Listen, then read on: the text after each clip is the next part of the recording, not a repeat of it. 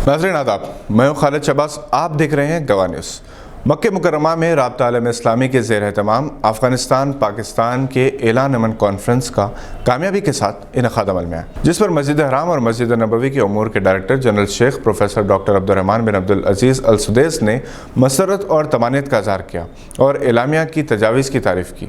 मक्के मुकर्रमा में मुनक़दा ये कॉन्फ्रेंस मुसलमानों के बाहमी इत्तेहाद, अमन व सलामती, जान की हिफाजत, बाहमी ताउन और हम आहंगी के लिए इस्लामी शरीयत के उसूलों पर अमल आवारी पर मबनी है।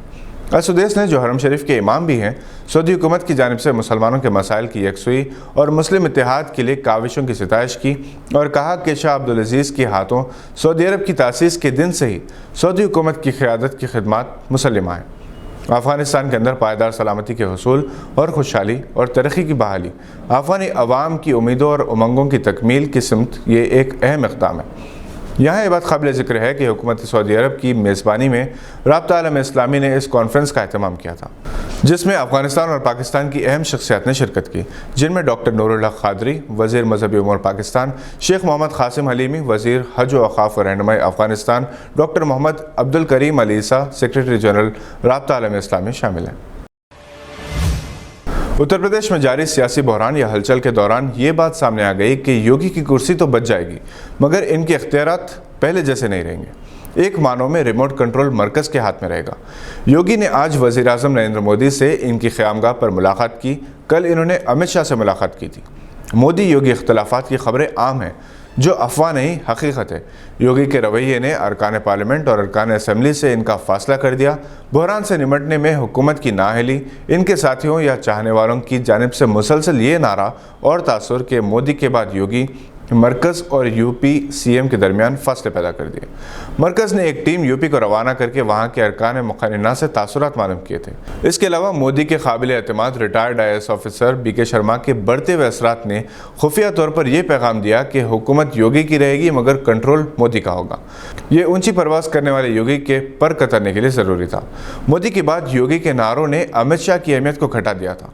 मोदी के बाद दूसरे नंबर पर अमित शाह समझे जाते हैं, जो ये नहीं चाहते कि वो अडवाणी की तरह 55 बरस वाजपेयी के पीछे ही खड़े रह जाएं और जब वक्त आया तो अपनी रथ यात्रा को चलाने वाले के सामने हाथ जोड़ते रह जाएं। यही वजह थी कि मोदी से पहले योगी को अमित शाह से मिलने के लिए कहा गया। कांग्रेस के जतिन प्रसाद, जो यूपी में ब्राह्मणों का चेहरा हैं, बीजेपी में शामिल हुए हैं। इन्हें अहम जिम्मेदारी दी जाएगी। मिश्रा और जतिन प्रसाद की मौजूदगी में योगी को आज़ादाना तौर पर काम करने का मौका नहीं मिलेगा। बीजेपी नहीं चाहती कि आपसी इख्तलाफात की वजह से उत्तर प्रदेश इसके हाथ से चला जाए। ताहम आने वाले इंतखाबात में योगी की ताकत कम करने के लिए बीजेपी का ही कार्ड नुकसान पहुंचा सकता है। रज़िया सुल्तान बिहार में DSP मुंतखब होने वाली पहली मुस्लिम खातून बन गई। रज़िया सुल्तान बिहार के गोपालगंज ज़िले के हटवा गांव के रहने वाली हैं। DSPs के ओहदों पर मुंतखब 40 में से रज़िया सुल्तान वाहिद मुस्लिम लड़की है। इस वक्त वो महकमे बरक़ी में असिस्टेंट इंजीनियर की हैसियत से खिदमत अंजाम दे रही हैं। रज़िया सुल्तान ने कहा कि पब्लिक सर्विस कमीशन के इम्तिहानात लिखना कम उम्री से ही इनका ख्वाब था और DSP बनने का इनका ख्वाब पूरा हुआ। उन्होंने बताया कि पुलिस अफसर की हैसियत से काम करने का मौका मिलने पर इन्हें बहुत खुशी हुई। ऐसी बहुत सारी मिसालें हैं जहां लोगों को ख़ास तौर पर ख़वातीन को मुनासिब इंसाफ नहीं मिलता। ख़वातीन अपने साथ होने वाली नाइंसाफ़ियों के बारे में पुलिस में शिकायत करने से गुरेज करती हैं। उन्होंने कहा कि ऐसी ख़वातीन को आगे आने की ज़रूरत है। हामिला ख़वातीन को कोरोना वायरस के ख़िलाफ़ मुनासिब एहतियाती तदाबीर इख्तियार करनी चाहिए। इन ख़यालात का इजहार मुमताज़ माहिर बांझपन, head of the department of obstetrics and gynaecology, Shahjahan institute of medical sciences doctor Roya Rozati ने कोविड-19 पर मुबनी मुनक़दा एक खुसूसी वेबिनार में किया, जो जनाब Sarif Rasool Khan, managing director, Shahjahan institute of medical sciences की निगरानी में मुनक़िद हुआ। इस प्रोग्राम का मकसद आवाम में हामिला ख़वातीन के कोविड-19 इलाज के मुताल्लिक़ शोर बेदार करना है। डॉक्टर रोया ने बताया कि ज़चगी के बाद अगर माँ के अंदर कोरोना की अलामत पाए जाएँ तो शीरख़ोर बच्चे को दूध पिलाने से पहले मास्क लगाएं और अपने हाथों को सैनिटाइज कर लें। इसके बाद माँ और बच्चे के दरमियान 6 फीट के फासले पर रखने की हिदायत दी गई। इसी दौरान पैनलिस्ट ने बताया कि हामिला ख़वातीन के 2nd या 3rd ट्राइमेस्टर के दौरान वैक्सीन लेना ज़्यादा मुनासिब होगा।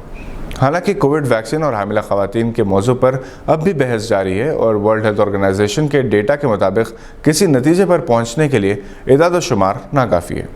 लेकिन ऐसी हामिला ख़वातीन जिसको कोविड-19 इन्फेक्शन की शिद्दत का ज़्यादा ख़तरा है या दूसरी बीमारियां हैं, इन्हें डॉक्टर से सलाह लेकर जल्द से जल्द वैक्सीनेशन लेने की हिदायत दी गई। इस मौके पर डॉक्टर मनीषा जैन, डॉक्टर फरीना सुल्ताना और दीगर डॉक्टर्स मौजूद थे, जबकि डॉक्टर हुमेरा मिनाज ने मेहमानों का तारुफ करवाया। ये थी आज की चंद अहम खबरों पर नज़र। अगर आपने अभी तक हमारे चैनल को सब्सक्राइब नहीं किया तो इसे सब्सक्राइब ज़रूर करें। हम फिर हाजिर होंगे ऐसी कुछ खबरें लेकर। देखते रहिए गवाह।